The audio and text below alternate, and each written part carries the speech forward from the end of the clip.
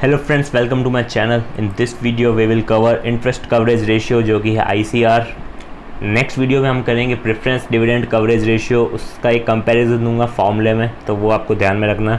सो ICR ये एक तरह का फाइनेंशियल रेशियो है जो डिटरमाइन करता है how well the company can pay interest on it's outstanding date. यानी कंपनी का जो आउटस्टैंडिंग डेट है, कंपनी ने जिन जिन लोगों से लोन ले रखा है उनको इंटरेस्ट पे करेगी, तो वो कितनी अच्छी तरह से पे कर सकती है, यानी क्या एबिलिटी है कंपनी में कि वो इंटरेस्ट पे कर सके।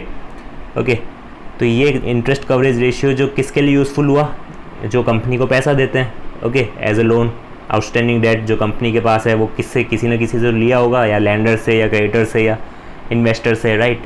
तो ये यूज़फुल किसके लिए होगा, ICR only for landers, creditors and investors. हो सकता है और किसी के लिए हो, बट मेनली इनके लिए ही होगा। ओके, एंड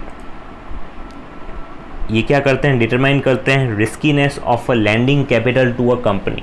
यानी कितना रिस्क है, हम अगर कंपनी को पैसा देते हैं तो कितना रिस्क है कि हमारा पैसा डूब जाए और कंपनी हमें इंटरेस्ट पे ना कर पाए। ओके, यानी कोई भी तरह का डिफ़ॉल्ट तो नहीं कर सकती है कंपनी, तो उसकी एबिलिटी है कि नहीं है, वो इंटरेस्ट पे कर सकते हैं या नहीं कर सकते हैं। ऐसे ही तो कोई भी लैंडर या क्रेडिटर पैसे देगा नहीं कंपनी को, राइट।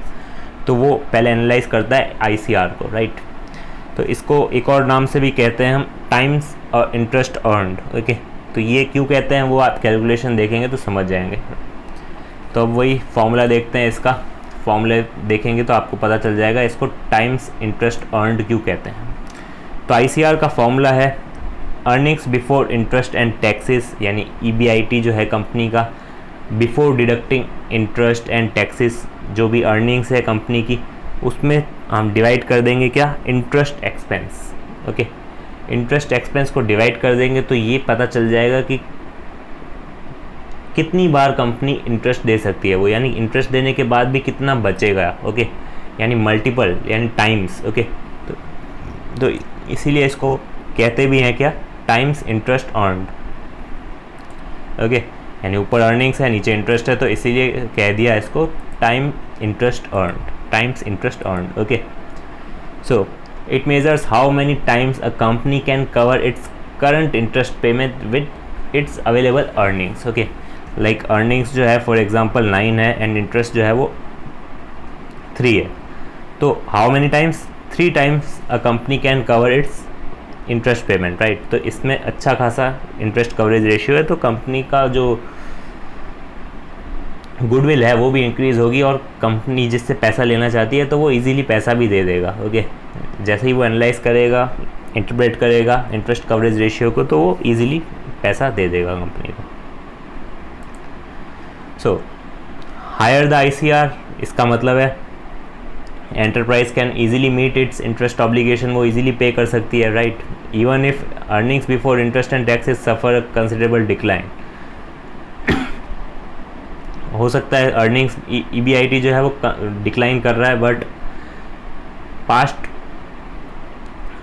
ईयर जो है उसमें से हमारा इंटरेस्ट का जो पेमेंट है वो कम हो गया है, तो हायर ICR है हमारा अभी भी, तो भी कंपनी के लिए तो अच्छा ही है, राइट। तो वो लैंडर जो भी है वो इजीली पे मतलब दे देगा लोन हमें। ओके,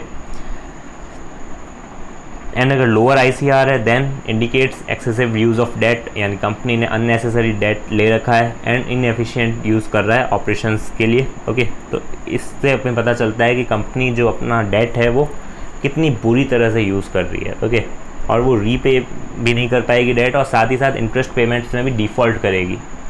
ओके, तो लो ICR जो है वो ये इंटरप्रेट करवाता है हमें। तो ये था हमारा छोटा सा वीडियो ICR से रिलेटेड।